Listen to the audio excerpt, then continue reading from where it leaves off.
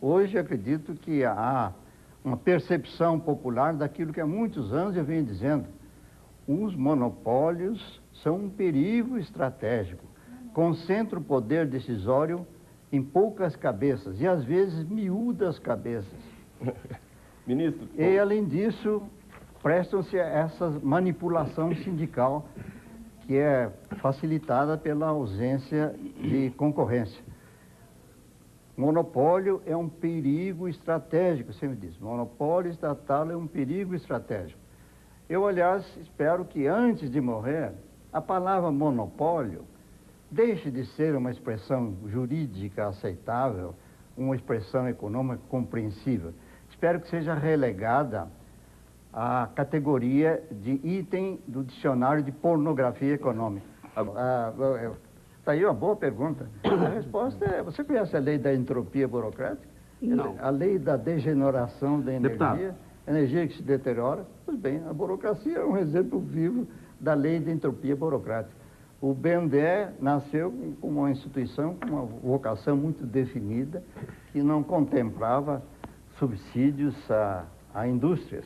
Depois houve deformações ao longo do processo de crescimento. Deputado, na Mas época da isso houve, criação quando do o banco... BNH foi criado para... A respeito dos capitais voláteis, dos capitais especulativos, juntamente com o problema do desemprego nos países desenvolvidos, gerado por inovações tecnológicas e outras questões. Essa vitória pelo liberalismo em relação ao velho socialismo não é não está sendo cantada, talvez, um pouco cedo demais, diante do perigo desses capitais que são criados e são estimulados exatamente por essa desregulamentação generalizada, pela globalização generalizada e pelo próprio processo que se abriu, juntamente com o outro lado, um desemprego crescente, preocupante, enorme, nos países de livre mercado? Bom, em primeiro lugar, eu gostaria de voltar um pouco à questão mexicana. Eu queria falar um pouco do político também.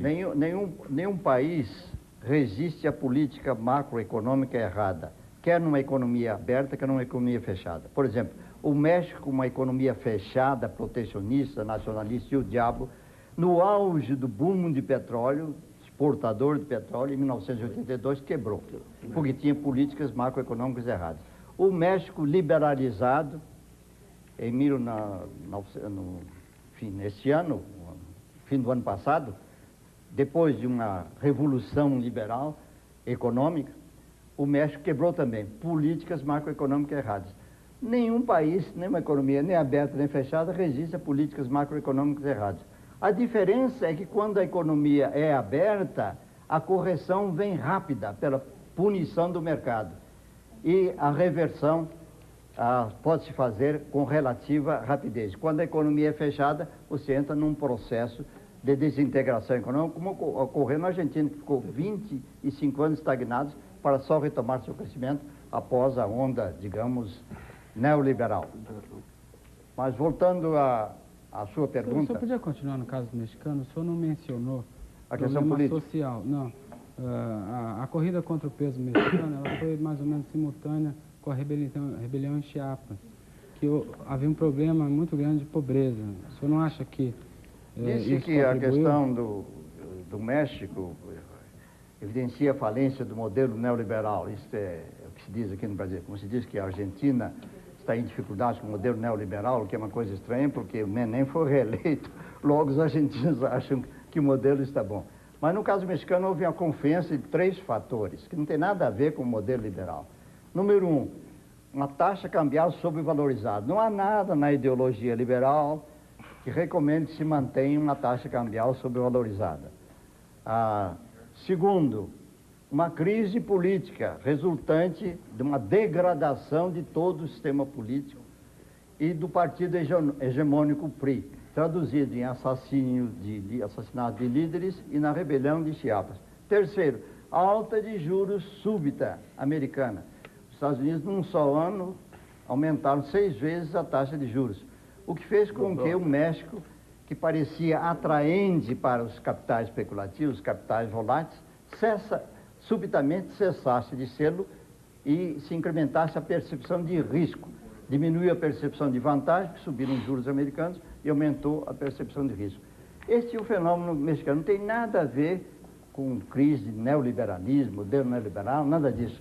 Há modelos neoliberais muito bem sucedidos. O Chile é um exemplo, talvez o melhor exemplo da América Latina. O outro é o Peru, que é uma economia totalmente destruída, vandalizada, sodomizada, o que quiserem, e que está conseguindo se reerguer. Teve 12,5% de crescimento no ano passado, é verdade que a partir de um nível muito baixo, e uma inflação de 12% ao ano, que é uma inflação decente para os países latino-americanos, conquanto imoral no contexto mundial mais sofisticado.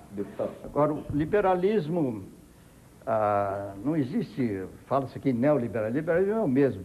Existe neoliberais, é gente convertida ao liberalismo. O liberalismo é o mesmo. Agora, o liberalismo, que vantagens apresenta? A vantagem enorme do liberalismo é que ele consegue conciliar três coisas que não são tão fáceis de conciliar. Não conciliar perfeitamente, mas conciliar em dose razoável, que são eficiência econômica, liberdade política e equidade social. Os países liberais, realmente, como Estados Unidos, como Suíça, são países de razoável equidade social. E o capitalismo asiático, que é um capitalismo liberal, pratica economia de mercado orientado para exportação, respeita o mercado. Um pouquinho mais intervencionista, né, deputado? Ele, o intervencionismo... Acho que eu deixar para depois. O intervencionismo lá é diferente do intervencionismo latino-americano. Lá o intervencionismo é para fazer vigorar as leis de mercado. Aqui é para contrariar as leis do mercado. É o que se chama intervencionismo conforme e intervencionismo não conforme. O intervencionismo asiático é um animal completamente diferente do intervencionismo latino-americano. Deputado.